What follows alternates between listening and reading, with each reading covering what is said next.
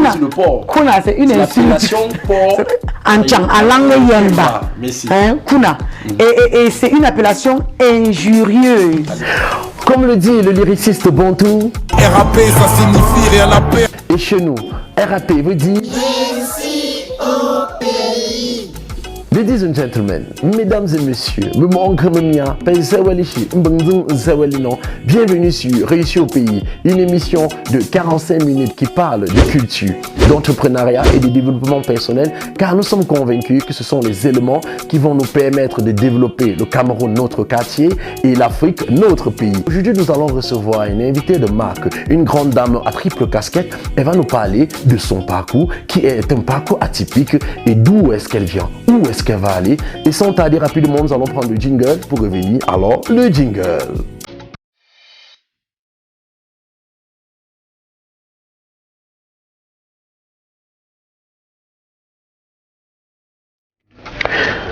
De retour sur ce plateau, nous souhaitons la bienvenue à tous ceux qui viennent de prendre l'émission en cours.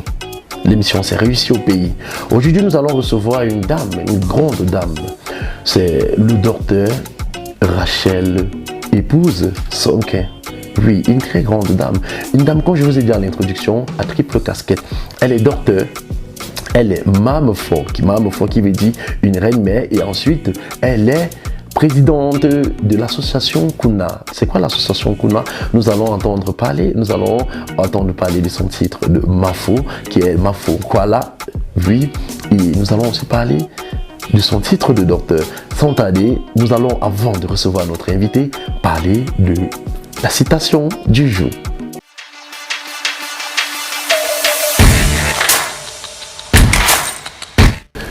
Tu réussiras ta vie en agissant et non en pensant à agir. Je répète, tu réussiras ta vie en agissant et non en pensant à agir. Donc tu dois passer à l'action et non à penser que tu dois passer à l'action.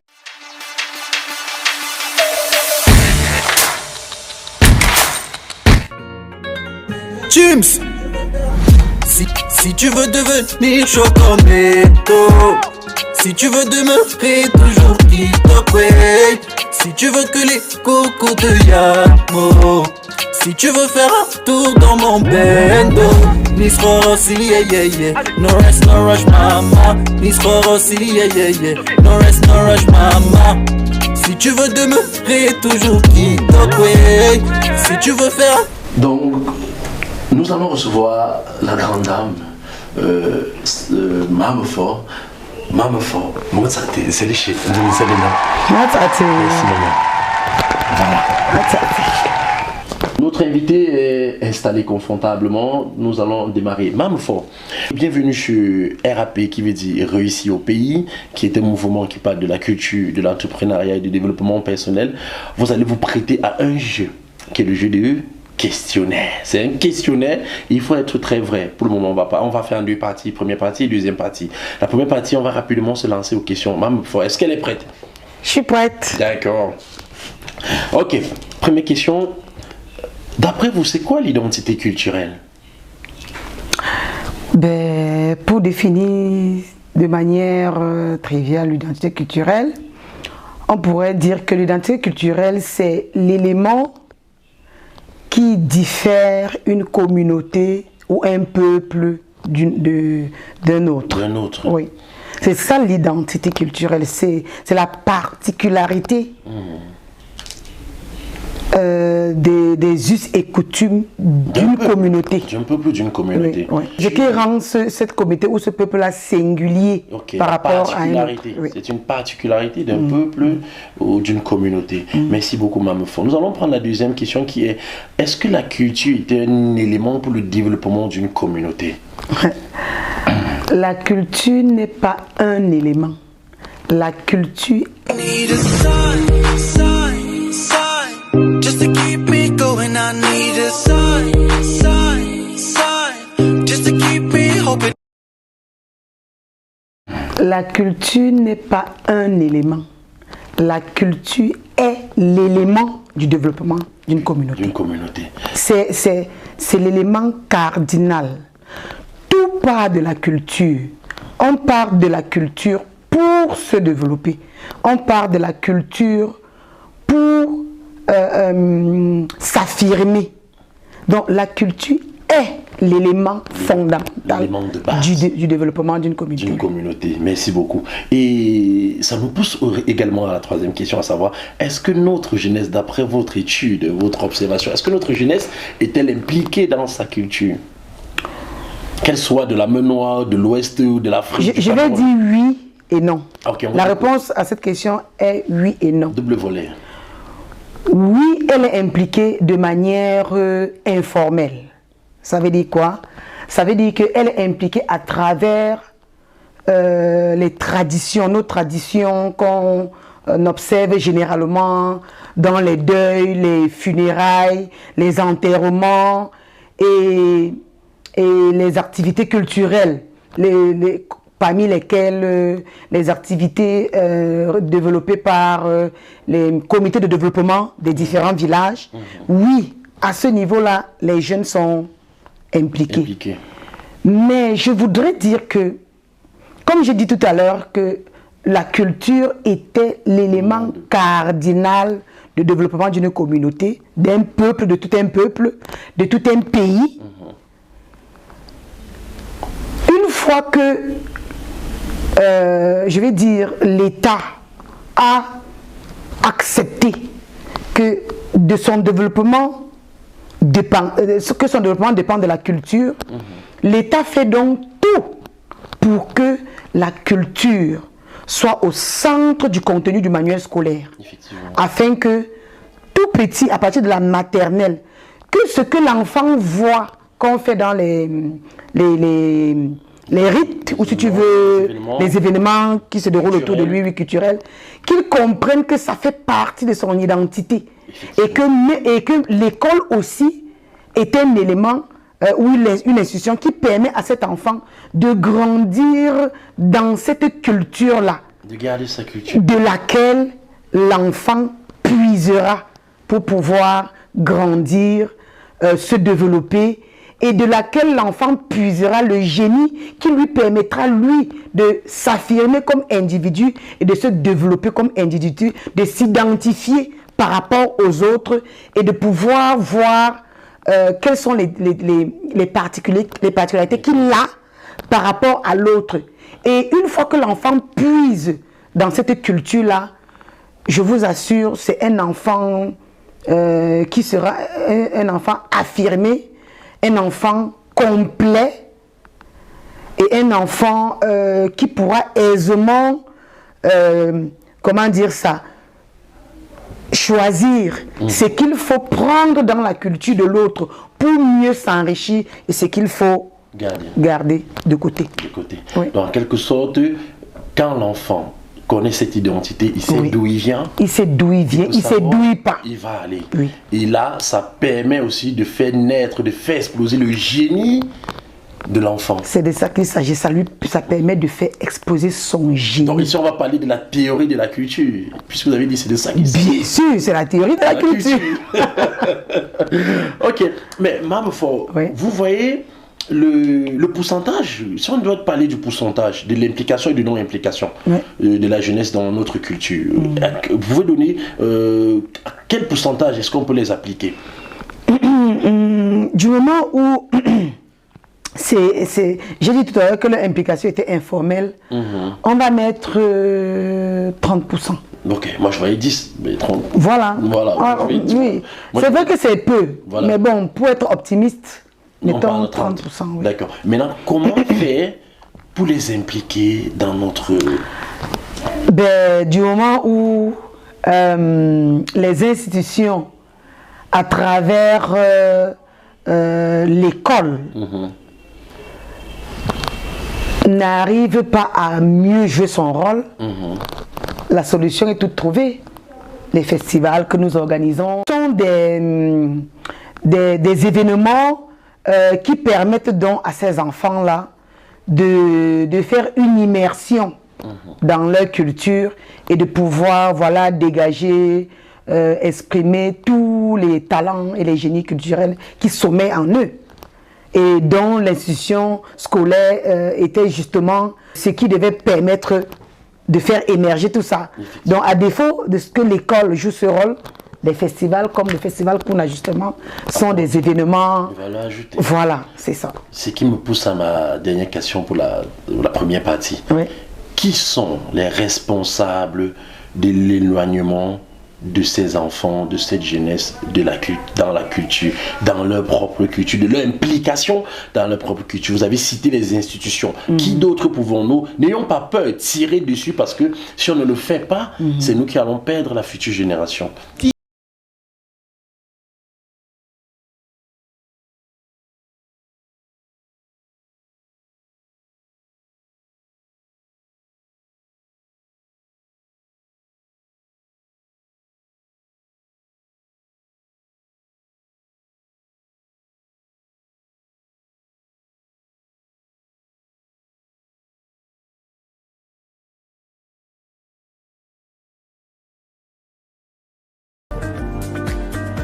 C'est nous qui allons perdre la future génération. Ouais. Je vais répondre à cette question en faisant allusion à un article que j'ai écrit récemment relatif au contenu du manuel scolaire.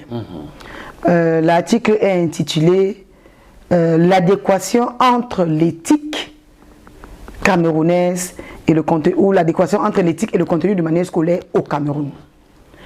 Et justement, dans cet article-là, je démontre que l'école, l'institution scolaire, l'école a suffisamment éloigné les enfants de leur culture à travers justement son contenu. Effectivement.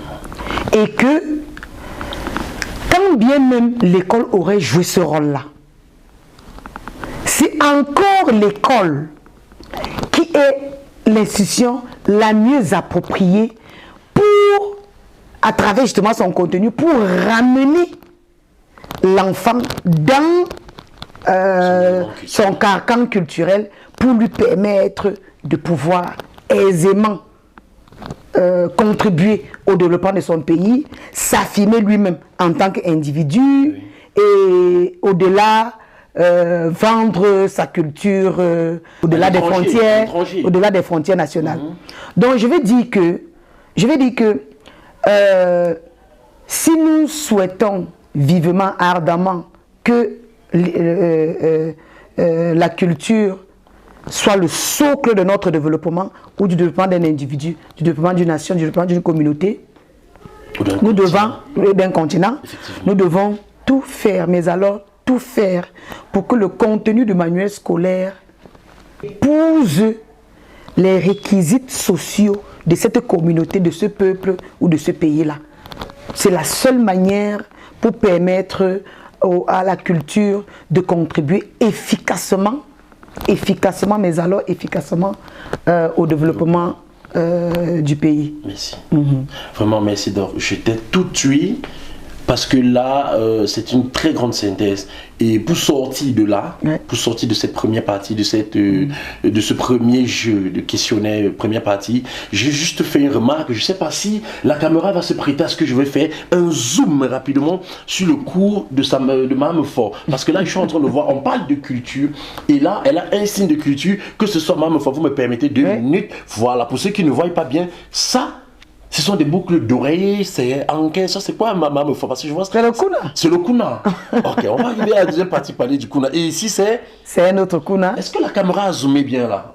Voilà, la caméra a zoomé. Mme Fort, nous parlons de culture, nous parlons d'identité culturelle. Qu'est-ce que vous pouvez dire pour ce chef-d'œuvre que vous avez autour du cou? Il m'a été offert lors du dernier Kuna Night. Que nous avons organisé à l'occasion du Kuna Week, qui a eu lieu du 5 au 12 février 2021 par un excellent artisan qui s'appelle Mbé. Oui, on peut passer une dédicace à... Oui, à Mbé. C'est un député junior, c'est un ancien député junior de la Menois. Sa structure s'appelle la vitrine de l'artisan. La vitrine de l'artisan. Oui, et donc il m'a fait cette surprise-là et il a tenu à ce que je l'aborde pendant le Kuna Night. Ah, super. La vitrine de l'artisan qui est située dans la ville de Tchon, qui fait des très beaux œuvres, des œuvres comme ce que porte Mamofor avec nous aujourd'hui. Donc, ne vous retenez pas. Allez visiter. Oui, allez-y, vous serez émerveillés. Vraiment. Vous serez surpris. Ça, c'est déjà la pub. Hein. Rapidement, on se prend à la deuxième partie. Le peuple du département de la Méno en particulier et celui de la région de l'Ouest en général entend célébrer le porc, animal mythique et symbolique dans cette partie du pays. Ce sera autour du festival Kuna qui verra la participation de l'ambassade d'Italie au Cameroun, qui viendra ainsi valoriser la culture italienne aux côtés de celle du Cameroun à Tchonk. On est très content d'y être, on est très content de donner une petite contribution à cet événement. On est très content d'être dans une région du Cameroun très liée à l'Italie, la première où l'italien a été enseigné. Pour cette édition, environ 10 ministères prendront part dans différents aspects, notamment de l'entrepreneuriat à l'agriculture, en passant par le sport, l'hôtellerie, les arts et la culture. Une occasion pour le roi des photos, Sa Majesté Momo Sofagui Bertrand Ier, d'appeler toute la région à l'unisson, question de valoriser le porc, cet animal qui ne manque pas dans les cérémonies à l'ouest. Le Kuna d'abord joue un rôle économique, puisque vous voyez pour la petite économie locale, chaque habitant a derrière sa concession une porcherie. Cette porcherie qui permet de résoudre plusieurs problèmes. D'abord le problème économique, lorsqu'on est en difficulté pour payer la scolarité des enfants, pour résoudre certains problèmes dans le ménage, mais également sur le plan socio-culturel. Le porc a également une importance primordiale. Il y a, après le décès d'un être, quand on finit les événements liés aux obsèques, il y a une autre phase. Le Kuna est non seulement une plateforme culturelle, mais aussi traditionnelle, qui traduit l'identité du Tchonk, encore appelé Tchankuna.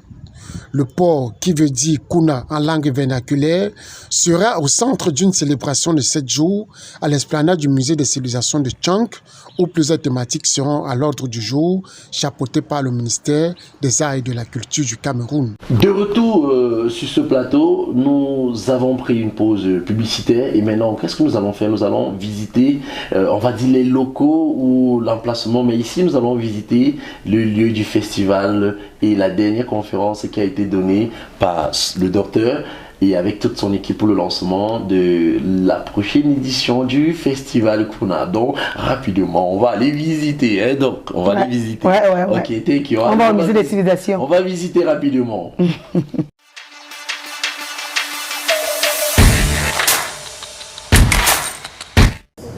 Mesdames et messieurs, bonsoir. D'emblée, j'aimerais présenter nos sincères excuses pour le retard que nous accusons ce soir. Toutes nos excuses. Vous le savez, nous sommes là à l'occasion de la conférence de presse de lancement de la 4e édition du festival Kuna, qui aura lieu, vous le savez tous, en 2022 au musée des civilisations de Tchon. Mesdames et messieurs, il est important de rappeler que le thème de cette année est l'Italie et Kuna Association, main dans la main pour la promotion des valeurs culinaires et culturelles. Nous allons aller au pas de course vu que le temps nous tient à la gorge. On va commencer par l'exécution de l'hymne national, la présentation de l'association Kuna, la présentation du festival Kuna, historique, enjeux, programme, attentes et participants. Je suis Step Dontio pour modérer cette conférence. Alors, si vous avez convenance, mesdames et messieurs, on va immédiatement passer à la présentation de l'association Kuna par le docteur Sanké Rachel. Docteur, vous avez le micro.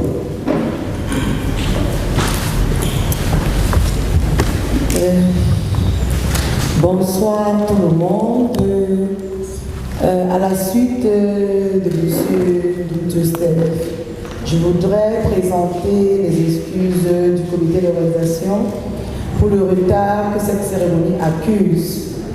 C'est vrai que c'est pour des raisons indépendantes, vraiment indépendantes de notre volonté, mais on ne peut ne pas s'excuser pour le retard que cette cérémonie a pris, parce que pour une cérémonie qui était censée commencer à 15 h, vous convenez avec moi qu'on a pris vraiment du retard. L'association Kuna est une association régie par les lois de la République, notamment la loi numéro 90 qui régit les associations au Cameroun. Donc c'est une association enregistrée au niveau de la préfecture de Tchang, qui a pour objectif de promouvoir la culture du département de la Ménois à travers la valorisation et la labellisation de l'insulte Tchankuna, de revaloriser les us et coutumes de la Ménois à travers les actions sociales, humanitaires et l'encouragement de l'entrepreneuriat jeune. Cette association a entre autres pour objectif de créer des activités saines et éducatives d'éveil pour les enfants, de faire des immersions à la langue Yemba, de faire des jeux ludiques comme des manèges, des excursions touristiques, des colonies de vacances, du sport, de la musique, du cinéma, des danses et musiques traditionnelles, des danses et musiques contemporaines, et de promouvoir le label Kuna. Tel que son logo est représenté, il est question de soutenir et accompagner les personnes vulnérables aussi, des personnes âgées, des enfants de la rue, des orphelins, des handicapés, des filles mères, de soutenir et d'accompagner à travers le label Kuna et la marque qui va avec le Kuna sportif, l'association sportive qu'elle encourage, appelée El Football Academy de la Ménois. Donc voilà, grosso modo, les objectifs de Kuna Association ou de l'association Kuna. Pour ne pas entrer dans les détails, je préfère passer la parole au modérateur afin qu'on évolue avec le programme de cette cérémonie. Merci. Merci, docteur. Je tiens à préciser, mesdames et messieurs, que juste après les différentes présentations, nous aurons la phase traditionnelle de questions-réponses pour permettre aux uns et aux autres d'avoir des réponses un peu plus claires sur leurs différentes préoccupations. Merci, docteur, d'avoir été assez succincte. Donc, vraiment, nous venons d'assister à une très grande conférence de presse pour le lancement du festival Kuna Week. Okay? Et maintenant, où est-ce que nous nous trouvons, Doc? Nous nous trouvons sur le site du village du festival. Ah bah ouais, donc ça c'est le site du village du festival où je vais permettre à la caméra de nous faire un balayage pour pouvoir montrer à nos téléspectateurs où est-ce que nous nous trouvons et comment est-ce que le festival Kuna qui arrive sera vraiment grandiose. Ouais, ici c'est le site du village du festival, c'est l'esplanade du musée des civilisations. Oui, qui est partenaire avec vous. Oui, qui est partenaire du festival. Oui. Et on est tout juste à côté des berges du lac. Du lac municipal de Tchong. C'est à ce niveau-là que ceux qui viennent pour la restauration en général se positionnent. En fait, c'est où nous allons planter le village du festival Kuna. Ok. Ouais, et maintenant, il est question ici de savoir quelle est la superficie que nous aurions, quelle est la superficie que ceux qui seront tentés par la volonté de venir prendre des stands, parce qu'ici, il est question de valoriser notre culture. Quelle est la superficie? Quelle sera une estimation? Il y a des stands de 25 mètres carrés, oui. Des stands de 9 mètres carrés, oui. Des stands de 6 mètres carrés. Il y a des stands avec des superficies non aménagées. Oui. Bref, il y a tout type de stand. Ok, donc ils pourront avoir, chacun aura son stand à sa gamme. Oui. Ok, donc, Je voudrais que vous nous parliez un peu de l'aspect technique du festival Kuna qui arrive, parce que nous avons compris que c'est un festival qui regroupe tellement de choses et aussi en profondeur. Je ne sais pas si c'est vous ou si c'est votre spécialiste. Oui, en fait, vous savez, en ce qui concerne le festival Kuna, le comité d'organisation s'assure de s'entourer des personnes, des experts en leur matière. Donc pour ce qui est de la régie du festival et de la communication autour et sur le festival, le consultant, M. Guy Mapondjou, est celui qui assure tout ce rôle-là. D'accord, M. Guy Mapondjou, soyez la bienvenue. Comment vous avez trouvé cette conférence de presse qui vient de finir? Je pense que la conférence de presse qui vient de finir, c'est ce que nous appelons dans l'événementiel le là de l'événement. Oui. Alors là, on vient de donner le là de l'événement. Le temps, pour ceux qui ne comprennent pas, le temps c'est le là. Le temps c'est le là. Voilà, donc, on vient de donner le là de l'événement cet après-midi. On a donc donné matière aux hommes et femmes de médias pour aller travailler les éléments et produire du contenu qui va donc désormais nous aider à rapidement communiquer sur l'événement. Parce que comme vous le savez, l'événementiel, c'est 4 étapes. On a toute la partie communication qui est en train d'être mise en place actuellement. On va démarrer sur le digital, etc. Toute la communication toute classique. La stratégie. Ensuite, maintenant, on a toute la partie marketing opérationnel où il sera question de rencontrer les personnes intéressées par nos activités. Ensuite, maintenant, il sera question de travailler toute la partie commerciale de l'événement où il faut faire venir des grandes entreprises compte tenu des opportunités qui sont sur place. Effectivement. Il faut faire venir des partenaires internationaux, il faut faire venir des touristes, il faut faire venir des locaux qui ont des produits à proposer, il faut remplir le village du festival. Donc ça, c'est la partie commerciale.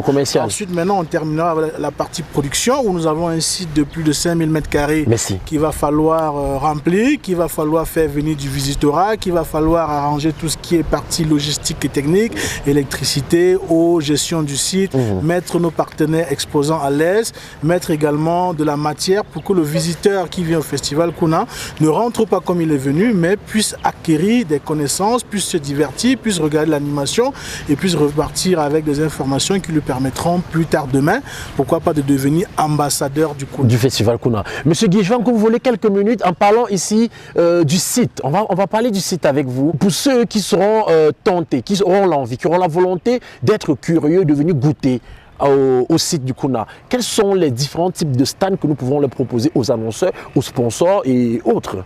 Alors il faut comprendre que nous sommes d'abord sur un site mythique.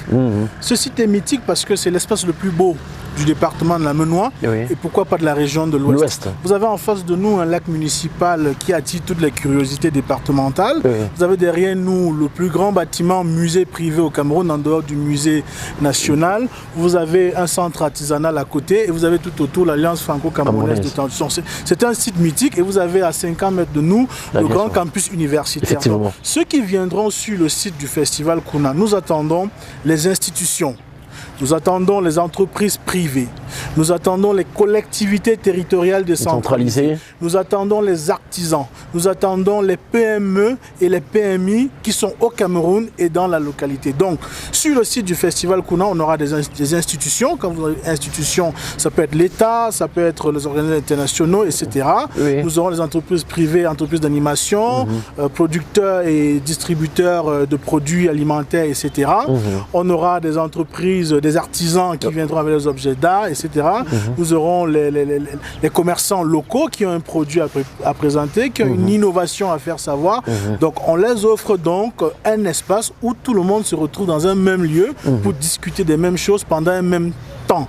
Comme la présidente a dit tout à l'heure, vous avez donc des surfaces de 9 m², 3 par 3, des surfaces de 16 m², 4 par 4, des surfaces de 25 m², 5 par 5, et des surfaces de 100 m², 10 par 10, et ce que nous appelons des hors gabarits. Les hors gabarits, c'est ce genre de stand où vous venez, on vous présente une surface nue, vous avez besoin de construire quelque chose sur le site à votre goût, vous avez besoin de venir avec une tente qui avait déjà été brandée à votre goût, vous avez donc l'occasion de souscrire à un hors gabarit pour présenter vos produits ou votre animation. Ok, bon, donc Monsieur Guy, vraiment nous vous disons merci pour cette descente sur le terrain avec l'équipe de Menoie-Lazare qui est descendue pour faire la descente de terrain avec Dorta pour le Kuna Festival qui arrive. Du 21 au 26 novembre 2022. Et continuez de suivre toute l'actualité du festival Kuna sur Menoualazik parce que c'est désormais un média partenaire et il devient en même temps ambassadeur du festival. Donc c'est pas fini, on se retrouve au studio pour terminer. Alors on est au studio.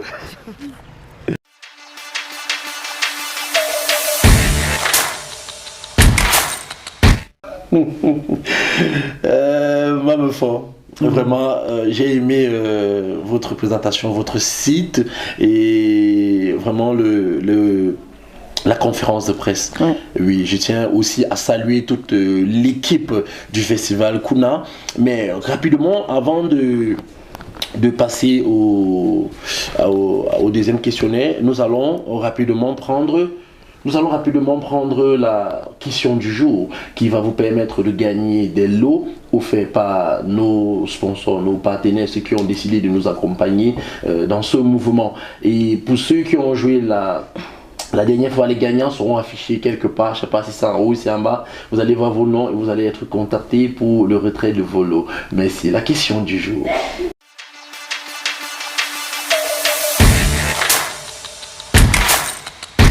Dans quelle ville du Cameroun se déroule le festival Kuna?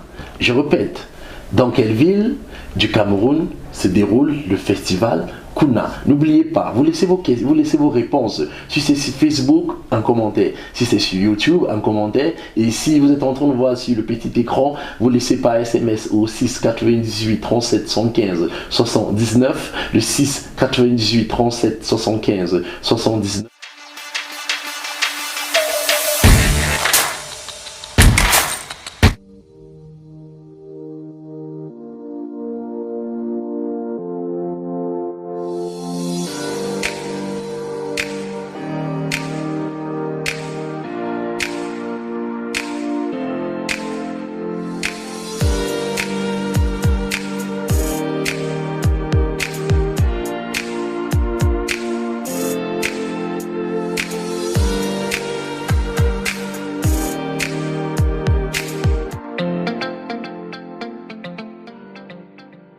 Mame Fort, ouais. Nous sommes à vous. On va rapidement se prêter encore au deuxième jeu. Mais ici, il faut être vrai. Parce qu'on va entrer dans vous. On va parler de vous, on va parler du festival. Depuis le début de l'émission, je suis vrai. Voilà, donc on va parler de vous. Enfin, c'est pour vous rassurer. Oui, que vous allez toujours être vrai. Parce qu'ici, les questions d'être vrai, c'est notre émission, c'est la vérité. Mame Fort, on va rapidement prendre la première question qui est: parlez-nous de vos 3 casquettes, parce que là, on a ces 3 identités, on a 3 personnes en face de nous. On a le docteur qui est docteur, pas docteur infirmière, elle est docteur. On a docteur, on a Mame Fort, voilà. Et ensuite, on a la présidente du festival Kuna. En quelques mots, qui est qui à chaque étape? Je suis Arumken Rachel Mado, épouse Sonken. J'ai un PhD en littérature et culture africaine, obtenu à l'université de Tchang, au département d'études africaines. Donc, à ce titre-là, je suis intendant principal de cité à l'université de Tchang. J'aspire à l'enseignement supérieur dans ce sens que j'espère que je serai retenue parmi les enseignants qu'on recrutera dans la troisième vague des titulaires du PhD dans les universités d'État du Cameroun. Super. Maintenant, Mame Fort, c'est... J'ai été surprise moi-même d'avoir ce titre. En fait, je suis la femme de Fonkwala, Sonking Etienne. À la chefferie Sinte, je suis très active dans le comité de développement de ce village. Et en 2017, nous organisons le comité, en fait, je veux dire, les activités qui clôturent les cérémonies traditionnelles dans le village Sinteu. Et à la fin de ce que nous tous nous savons, on appelle ça le congrès, à la fin donc du congrès du village Sinteu, le chef prend la parole et annonce à la population qu'il a pensé qu'il devait élargir les notables du village Sinteu. Et contre toute attente, je suis appelée sur la cour du congrès parmi ceux et celles qui devaient être anoblis par le chef du village Sinteu. Donc c'est comme ça que je me vois attribuer le titre de Mame Follow de la chefferie Sinteu. Mame Follow. Et maintenant la présidente.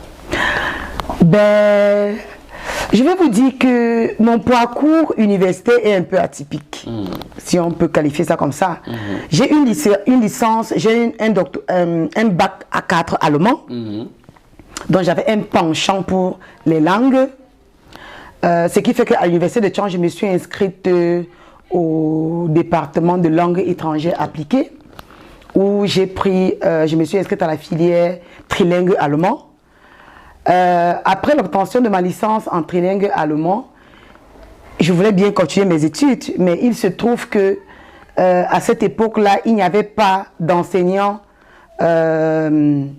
titulaires, des enseignants de rang magistral, maître de conférence, professeur, ça n'existait pas encore. Donc, j'ai réfléchi sur la filière qui répondait à mes aspirations. Et parmi les filières qui sont présentées à moi, j'ai vu le département d'études africaines et la filière littérature africaine écrite. J'ai dit, ok, je vais m'orienter dans cette filière-là. Je suis donc allée m'inscrire au département d'études africaines. Et voilà, j'ai choisi, il y avait 3 filières, la filière littérature orale, la filière littérature écrite et la filière linguistique. Je me suis dit, les Africains ont toujours tendance à étudier la littérature des autres. Là, je vais maintenant étudier notre littérature. Et voilà comment je me suis inscrite en littérature au département d'études africaines dans la filière littérature écrite. J'ai obtenu un PhD justement en littérature et culture africaine. Et une fois que je me suis inscrite dans ce département, je me suis même demandé pourquoi j'avais étudié les langues. Je me dis, c'était tellement intéressant que j'ai dit, ben, je suis dans mon élément, je suis là où je souhaitais être, en fait. Donc, du coup, le développement justement de la culture faisait partie de ce que j'ai constaté que je faisais avec beaucoup d'aisance. D'où la création de l'association Kuna et du festival Kuna. Ça revient déjà à la deuxième question. Pourquoi le festival Kuna? Ouais, j'ai répondu à cette question. C'est un ensemble de choses qui m'amènent au festival Kuna. Super. Maintenant, la troisième question. Mais je voudrais dire que l'idée quand même du festival Kuna et de cette association naît d'une rencontre. Ça naît de la rencontre fortuite que j'ai eue avec le feu Djekem Jean Noël. J'aurais peut-être eu l'idée de faire un festival pour le développement de la culture, mais peut-être ça n'aurait pas eu la coloration Kuna. Donc l'idée aussi naît de ma rencontre avec le feu Djekem Jean Noël. Paix à son âme, naturellement. Ok. Et prochaine question, quel est le rôle occupé par le Kuna? Déjà, que veut dire Kuna? C'est quoi Kuna? depuis on dit Kuna. Rapidement, on va prendre la question, c'est quoi le Kuna? Mais attends, le kuna c'est une insulte, Qui veut dire quoi déjà? Parce que vous avez dit que ça veut dire porc. Ça veut dire porc. Kuna, qui veut dire le porc? Kuna, c'est une insulte. L'appellation porc. En langue yemba. Merci. Hein, kuna. Et c'est une appellation injurieuse. À l'époque. Donc quand tu commettais une bêtise et que ton frère, ta soeur, tes parents voulaient te faire connaître que tu as commis une boutade ou une incartade, et les parents t'insultaient, je kunawa. Je kunawa, qui veut dire, regarde-moi le porc là, pour ceux qui ne comprennent pas la langue yemba. Je kunawa, donc, je veux dire, je me suis dit, ben attends, comment transformer cette appellation injurieuse en un label porteur de notre identité, de notre culture et des mets de la Ménois. Parce que beaucoup, on aime toujours dire Tchankuna. Voilà, Tchankuna. Dès que tu dis à quelqu'un, tu te présentes comme un ressortissant du département de la Ménois ou de Tchang, le premier réflexe c'est Tchankuna. Tchankuna. Et maintenant, quel est le rôle occupé par le Kuna ou le porc dans cette culture, la culture de la Ménois ou de Tchang? Oui, vous savez que dans les Happy Memories des précédentes éditions de ce qu'on appelle aujourd'hui le festival Kuna, avant que je ne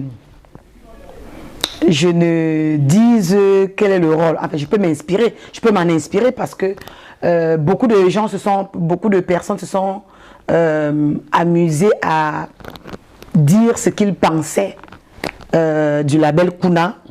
Et d'aucuns ont dit ceci, c'est Fonkoala lui-même qui, avec le maire de la commune de Tchang, qui explique comment le porc ou le Kuna a joué à l'époque un rôle central dans la vie des habitants du département de la Ménois.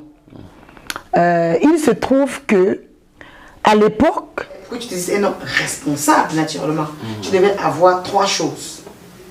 La femme, ton domicile et une porcherie. Voilà. Et le porc. Pour être un homme complet. Oui, digne de ce nom. À Tchang. Digne de ce nom à Tchang, tu devais posséder 3 choses. Qui sont ton domicile. Ton domicile. Puisque tu es un homme. Oui. Une femme. Et une porcherie. Le porc. Et une porcherie. Donc, à défaut de ça, de ces 3 éléments, quand tu te disais quelqu'un...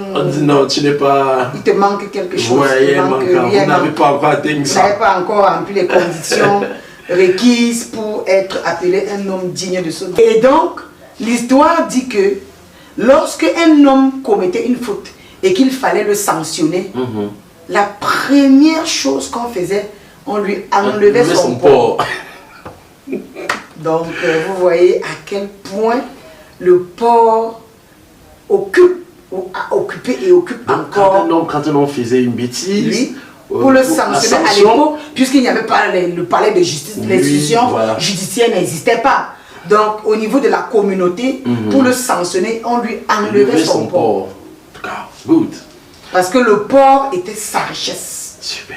Du porc découlait sa richesse. Effectivement. Et quand on t'enlève donc l'élément qui te rend riche, ce qu'on appelle aujourd'hui une source de revenus, tu imagines que tu deviens zéro. Bien donc sûr. Il fallait faire attention. Tu n'es plus productif. Tu n'es plus productif. Il fallait faire très attention. Il fallait bien se comporter dans la communauté et pour en société pour ne pas perdre son porc. Wow, ok.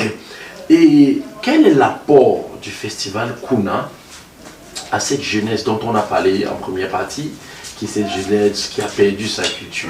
Quel est l'apport du festival? L'apport du festival Kuna est multidimensionnel. Le premier élément, oui, bien sûr, pour cette jeunesse, premier élément, c'est que dans les activités du festival, nous avons une activité qui va se positionner comme un incubateur d'entreprise. Ça s'appelle le Kuna Entrepreneurship Challenge. Good. Le Kuna Entrepreneurship Challenge, c'est quoi? C'est une start-up, c'est un incubateur d'entreprise où les jeunes viendront avec des projets qui tourneront exclusivement autour du port. Et vous savez que le port est partout dans notre vie. Le port, il y a l'élevage du port, production industrielle, élevage, transformation, avec les dérivés, rouge à lèvres. Bref, il y a tellement d'activités génératrices de revenus autour du port que la jeunesse aura de l'embarras du choix à soumettre des projets au jury et à l'équipe qui sera mise sur pied à cet effet. Et à l'issue de la sélection et de la compétition, sortira 3 vainqueurs qui seront non seulement primés, mais accompagnés pour que leur start-up ou que leur idée se transforme en start-up et puisse devenir une entreprise demain. Donc, pour la jeunesse, je crois que cette activité est le bienvenu. Et les jeunes trouveront là une pépinière pour pouvoir montrer effectivement de quoi ils sont capables.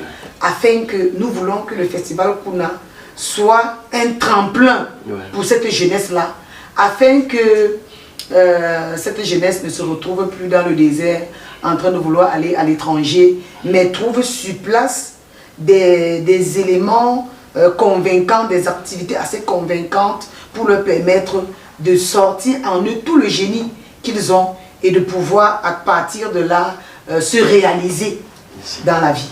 Vous avez dit quelque chose. Il y a le Kuna Entrepreneurship. Vous avez dit quelque chose qui était très important et qui est le combat mené par Réussir au pays, qui ne puisse plus aller dans le désert pour prendre l'eau, pour aller à l'aventure, l'immigration clandestine. C'est ce que nous combattons ici. Non, ensemble, donc, ça veut dire que Kuna, le festival Kuna et RAP, Réussir au pays, ensemble. Merci donc. Maintenant, on va prendre quel est le rêve qui vous anime pour la suite du festival. Quel est le rêve? I have a dream. Yeah, you have a dream. C'est tout. Ok. I have a dream that j'ai un rêve pour ce festival. Que ce festival soit que les ressortissants du département de la Ménois, la région de l'Ouest et le pays tout entier s'approprient le festival. C'est vrai que notre ambition, naturellement, c'est d'internationaliser le festival. Vous avez constaté que pour cette année, le partenaire, c'est la République d'Italie. Mais nous souhaitons véritablement que tous les Camerounais se reconnaissent dans ce festival, que tous les Camerounais s'approprient ce festival, que tous les Camerounais participent à ce festival et que tous les Camerounais vibrent au même diapason que le festival. Donc le rêve, c'est que tous les promoteurs culturels viennent à ce festival, que tous les promoteurs culturels viennent se déployer à ce festival, que tous les promoteurs culturels viennent montrer leur génie créateur pendant ce festival. Le festival Kuna naît certes de la ville de Tchang, du département de la Ménois, mais c'est un festival dont la diaspora doit se l'approprier. Effectivement. Donc, pendant cette édition de novembre 2022, du 21 au 25 novembre 2022, j'invite toute la diaspora du département de la Ménois, de la région de l'Ouest et du Cameroun à venir massivement participer à ce festival de plusieurs manières, en tant que partenaire, en tant que sponsor, en tant que mécène, annonceur, bref, ils sont invités à nous contacter à temps et à contre-temps Au numéro qui va s'afficher en bas de l'écran. Au numéro justement qui va s'afficher en bas de l'écran. S'afficher en bas de l'écran. Oui, on les attend. Il y a plein d'activités pendant ce festival. Il y a le Kuna Entrepreneurship Challenge. Il y a la compétition sportive que nous avons baptisée affectueusement le Kuna sportif. Il y a le salon de l'action communale. Il y a le mini-comice agro-pastoral. Il y a plein d'activités qui... Voilà, il y a des randonnées touristiques chaque jour. Pour ceux qui voudraient arriver au Cameroun pendant cette période-là, ils seront servis en termes de visites touristiques dans le département et dans la région de l'Ouest.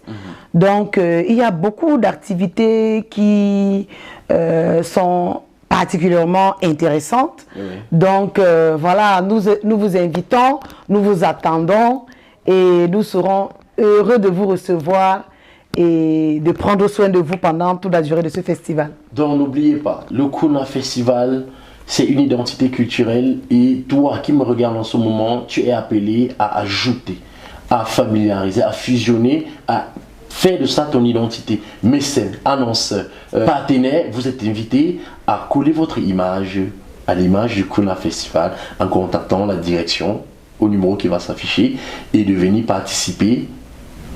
Faites votre choix. Comment vous allez participer au Festival Kuna de cette année qui est la 4e édition. La 4e édition. Ah d'accord, 4e édition. Donc on va prendre rapidement le mot de fin qui était la dernière question. Merci. Ouais, le mot de fin c'est la culture est tout ce qui nous reste quand nous avons tout perdu. Ok.